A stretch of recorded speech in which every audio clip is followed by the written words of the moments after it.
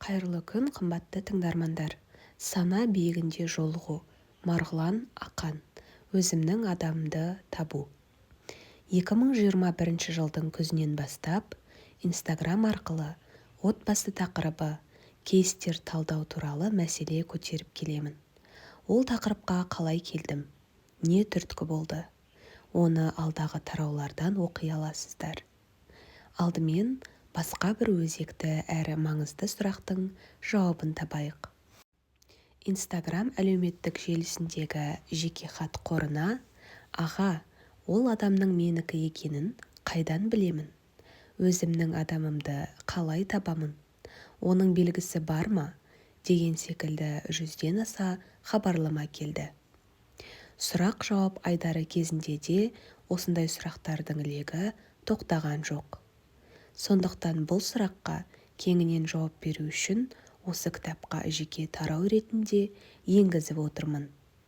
Оқыған кітаптарыңызда, көрген деректі фильмдеріңізде, қасыңыздағы ақыл қосатын жолдастарыңыз да, аға әпкелеріңіз де негізінен оның бойындағы қасиеттерге қарауды, оның жұмысына, біліміне, адамдығына қарауға шақыратын болар.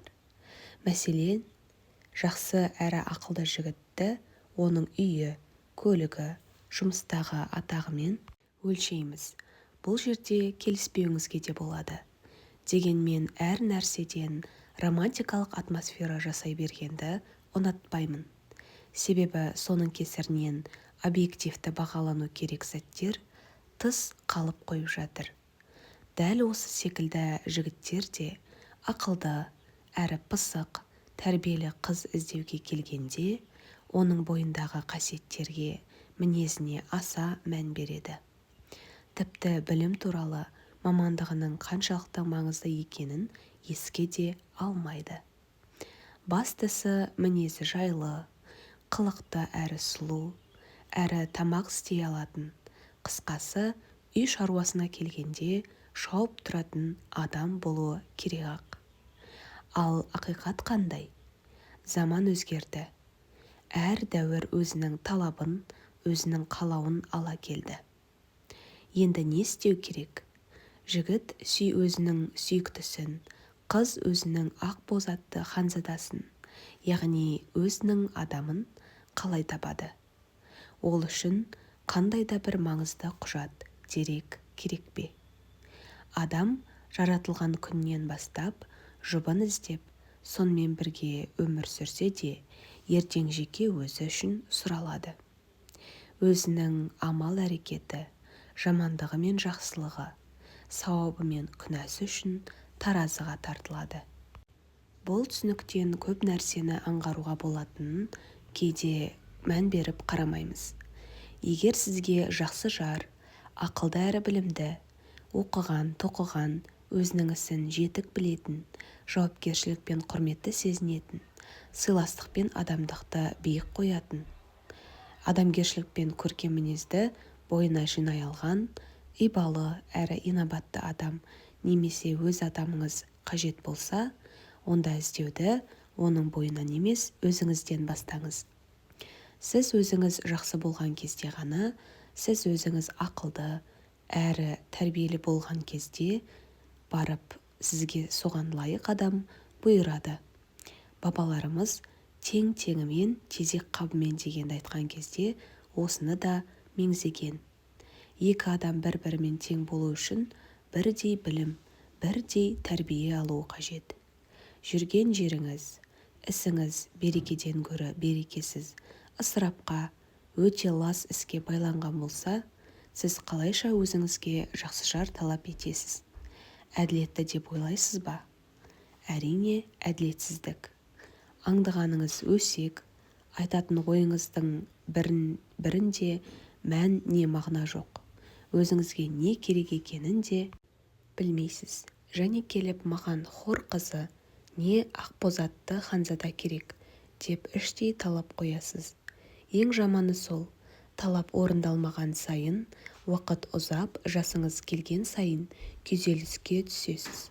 Қоғамды, айналаңызды кінәлауға асығасыз.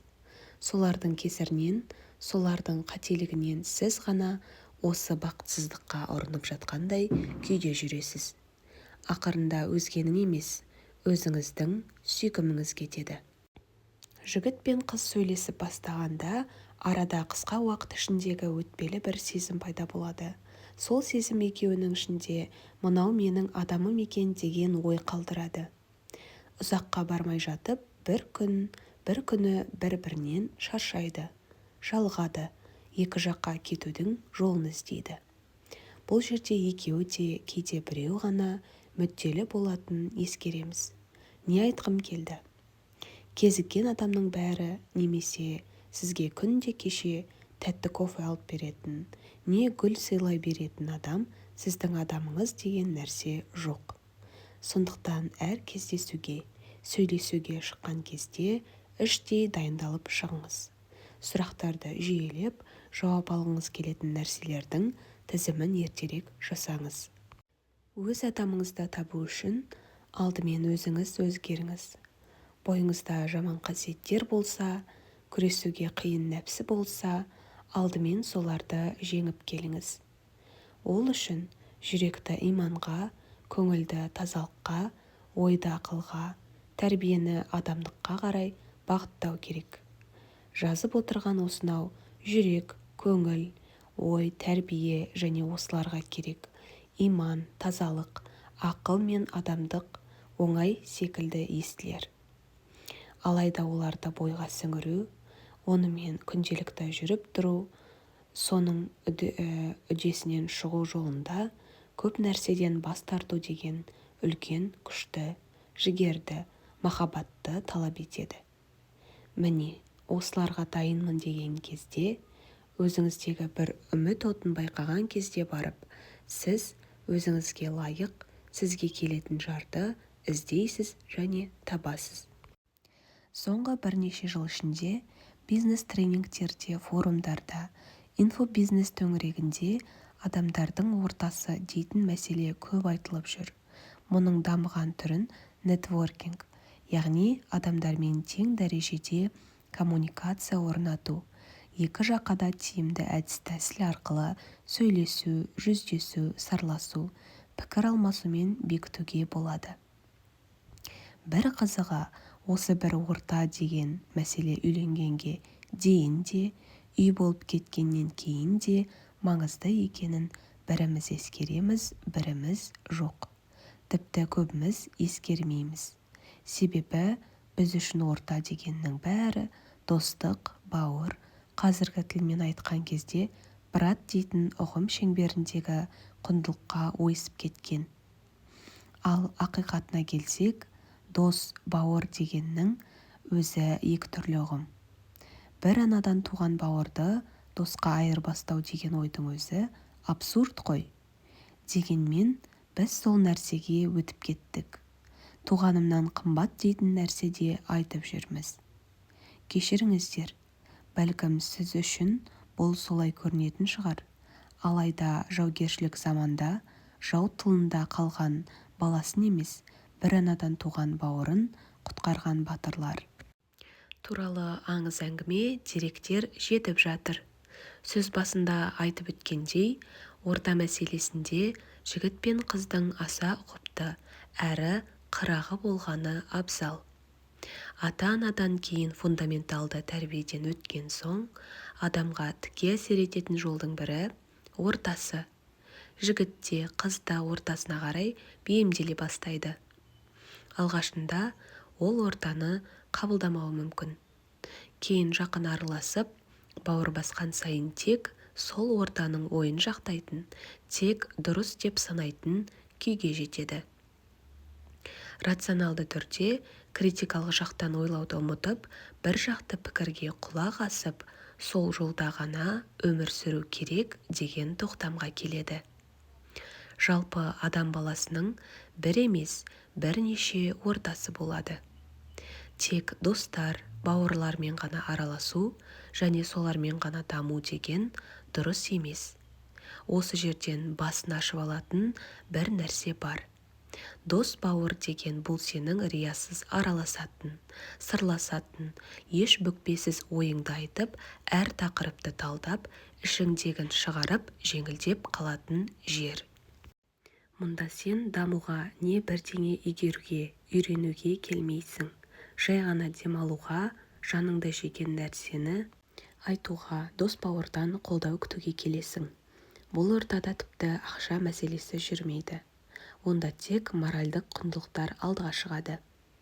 Келесі орта бар. Бұл даму ортасы.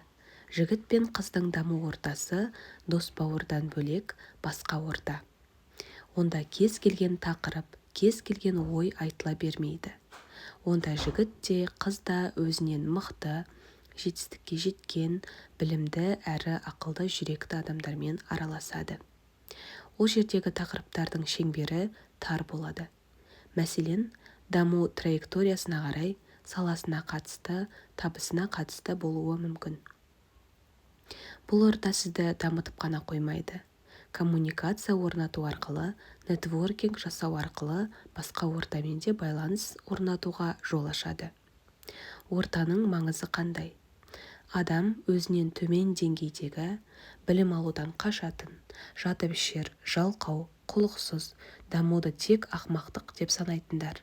Ортамен араласқан сайын соған табиғи түрде бейімделіп кеткенін байқамай қалады. Дәл осы байқамай қалған нәрсені өзіне қажеті жоқ, мүлде жат әдет қалыптасады да, сол әдет кейін өмірлік ұстанымға, іс-әрекетіне айналады. Шынымен мұны адам байқамайды. Жігіт те, қыз да солай. Әдет қалыптасқаннан кейін оның адамдармен де қарым-қатынасы өзгереді. Оның ішіне жігіт пен қыздың өзара сөйлесуі, араласуы да кіреді.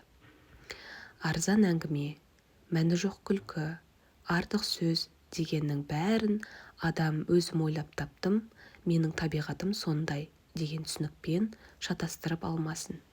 Себебі сол мәнсіз нәрсенің бәрі өмірде алған тәжірибесі ортасы арқылы келеді. Мәселен, тек қана ішімдік айналасында жүретін жігіттен басында толып жатқан проблемасын шешудің орнына ішсем бәрі кетеді деп есептейтін адамнан еңбекқор азамат жасау оңай емес. Оны сыртқы орта емес, ішкі әлемі ғана емдейді. Ал ішкі әлем дегеніміз нәпсі ғой. Егер нәпсімен күресу оңай болса, жер бетіндегі адам үшін күнә жасау деген нәрсе ештеңе болмас та еді. Түсіне алдыңыз ба?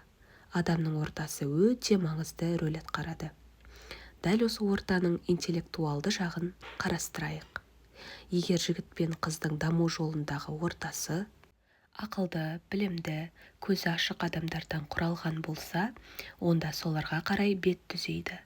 Жақсы киінуге, дұрыс сөйлеуге, қарым-қатынастың қандай маңызды екенін сезінеді. Аптасына 2 кездесудің өзі-ақ көп нәрсені өзгертіп жібермек. Тек оны іштей қабылдап, сол ортадан да биік ортаға баруды. Солармен тең дәрежеде әңгіме айтуға, табысты болуға, жақсы адам болуға, ниетті қыздың да жігіттің де асығы алшысынан түседі. 2018 жылдан бастап 2 түрлі ғана ортамды кеңейтіп, бірнеше ортаға жол таптым. Бәрі бір-бірімен байланысты. Әр ортаның өзіне сай тақырыптары болды. Саясат, коммуникация, бизнес, медиа және маркетинг саласы. Әр саладағы адамдармен сөйлескен сайын сабама түсіп, өзімнің әлі де болса білімсіз екенімді, үлкен мүмкіндіктерге жету үшін ішкі сасық намыстың кесірінен артқа тартып келе жатқанымды білдім. Себебі әр ортамен болған әңгімеден кейін табысты ғана емес, адамдармен қарым-қатынасты дипломатиялық жақтан реттеуге болатынын түсіне бастадым. Қызық. Алғашқыда бұл өзгерістердің бейсаналы түрде жүзеге асқанын білмедім. Тек қазір ғана осы нәрсеге ойланып отырып, саналы түрде баға беріп отырмын. Қыз бен жігіттің бір-бірімен тіл табысып кетуіне де осы ортаның әсері бар. Жақсы көру махаббат мәселесіне келгенде қалай болады дерсіз? Иә, оған да қатысы бар. Адам сезімі құбылмалы. Ол өте нәзік нәрсе. Алайда адам ақыл мен жүректі тең дамытып отырған сайын, ақыл, білім, жүрек, иман. махаббат жолында да өзіне лайық адам іздейді. Оның атмосферасы, ортасы соған өзі-ақ алып барады. Ештеңе істемейтін, істеуді ар санайтын адамның да таңдағаны солай болмақ. Біз қателесіп, біз шалыс басармыз.